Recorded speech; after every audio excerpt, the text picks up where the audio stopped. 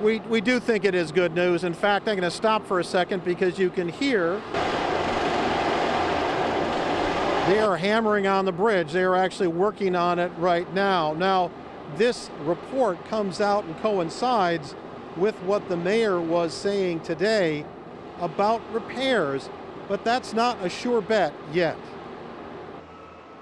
The cracks in the West Seattle High Bridge are obvious, but it's what's inside that really counts. Steel cables running through the concrete that are what really holds the bridge together and keeps it up. Those cables are believed to be in good shape. In a short final recommendation to Seattle's Transportation Department, the Technical Advisory Committee, or TAP, said this: the TAP has not been presented with any information that indicates that a long-term repair is infeasible or economically unviable. We therefore recommend that this option be retained and fully explored. It sounds like that's not a full-throated statement about the repair.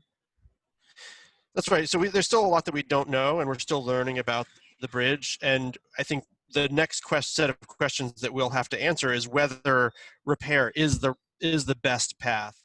Sam Zimbabwe heads Seattle's Transportation Department.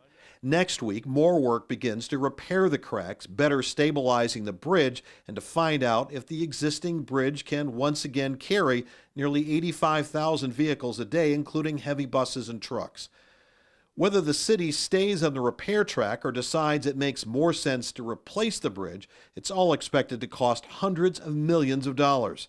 Today, Mayor Jenny Durkan declaring a city emergency, Zimbabwe saying the first of its kind for a piece of infrastructure to try and get the federal and state governments to help out with the price tag. What does that buy you, because you know the cost on this is going to be large?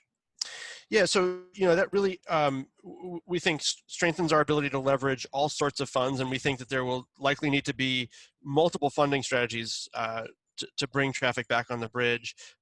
This is something that's larger than the city can bear on its own. So one of the tough things here is finding that money in a world where COVID budgets are very tight, be it the cities, the states, or the federal governments. Now, what's the timeline? Everyone wants to know, when could I potentially drive? Well, if they can get this bridge repaired, maybe 2022. Replacement, right now their guidance is 2024 to 2026. That's about 4 to 6 years from now. Live under the West Seattle Bridge, Glenn Farley, King 5 News.